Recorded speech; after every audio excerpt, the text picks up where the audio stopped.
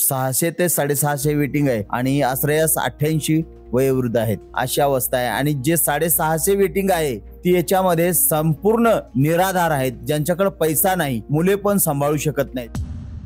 मागच्या व्हिडिओमध्ये तुम्ही पाहिलं की आम्ही पाथर्डी येथील मानव सेवा केअर सेंटरमध्ये येऊन इथल्या सिनियर सिटीजन्सना भेटलो आणि त्यांच्या गरजेनुसार काही आवश्यक साहित्य दिलं। इथे आल्यावर असं जाणवलं की इथली गोष्ट, इथली मेहनत आणि रोज घडणाऱ्या गोष्टी थोड्या अधिक खोलवरतीच समजून घ्यायला हव्या। म्हणूनच आम्ही या संस्थेचे संस्थापक श्री TL नवसागर सर यांच्याशी काही मुद्द्यांवरती चर्चा केली। चला आता पुढची माहिती त्यांच्याच शब्दातच ऐकूया। सर, आम्हाला वृद्धाश्रमाची थोडी बेसिक माहिती द्या, म्हणजे सुरू कधी झालं, तुमचं मोटिवेशन आणि इथे आता किती लोक आहेत? 2010 मध्ये मानव सेवा केअर सेंटर वृद्धाश्रमाची स्थापना झाली आणि त्यानंतर आज 14 ते 15 वर्ष होत आहे।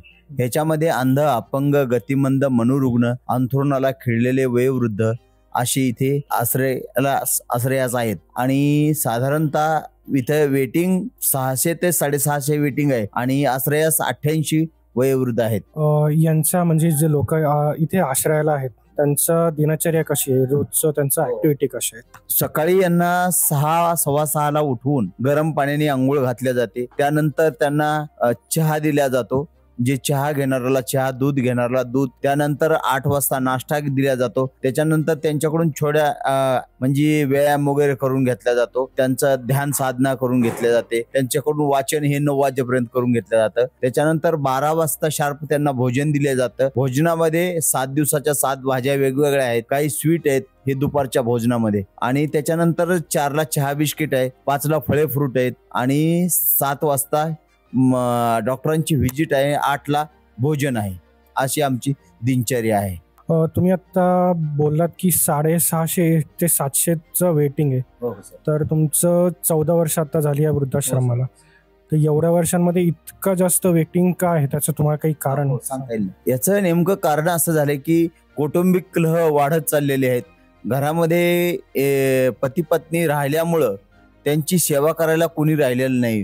कारण काही लोक असे आहेत की जॉब करतात आणि आज म्हणजे महागाई एवढी वाढली की एकाच्या जीवावर हे शक्य नाहीये। त्यासाठी असे वृद्धांना घरी सेवा करायला कोणी राहत नाही। काही असे आहेत की त्याच्यामध्ये की त्यांचे पाल्ले जे आहेत तेच ऑफ झालेले आहेत आणि अशा वेळेला मग त्यांना कोणाचा सहारा राहिलेला नाही। काही माझ्याकडे काही तरुण मुली आहेत, त्यांना कोणी सहारा देत नाही। असे काही पोलीस स्टेशन मार्फत माझ्याकडे आलेले आहेत, काही रस्त्यावरून उचललेले आहेत आम्ही, अशी अवस्था आहे। आणि जे 650 वेटिंग आहे ती याच्यामध्ये संपूर्ण निराधार आहेत, ज्यांच्याकडे पैसा नाही, मुले पण सांभाळू शकत नाहीत। हे तुमच्यासारख्यांनी कोणीतरी आमच्याकडे अर्ज दाखल केलेले आहेत आणि त्या अर्जांच्या माध्यमातून आम्ही या 650 मधून एखादी इकडे जागा खाली झाली तर तेव्हा आम्ही त्याच्यामधून 10 लोकांची निवड करतो। तेवढ्या लोकांमधून 10ची निवड केल्याच्या नंतर त्याच्यातून एक चिठ्ठी काढतो आणि त्या व्यक्तीला बोलून घेतो आणि त्याला मोफत ऍडमिशन देतो सर, असं आहे। हो सर।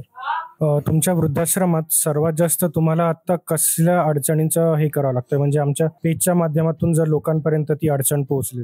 हो सर। सध्या तर अशी अवस्था आहे की आमची संस्था ही आर्थिक समस्येला तर खूपच आर्थिक समस्याच्या याच्यामधून जात आहे आणि सध्या म्हटलं तर आमच्यासाठी किराणा स्वरूपाची मदत आहे ही खूप अत्यंत गरजेची आहे। त्याच्यामध्ये तेल, गहू, तांदूळ आणि डाळी ह्या गरजेच्या आहेत। हो सर। Thank you sir.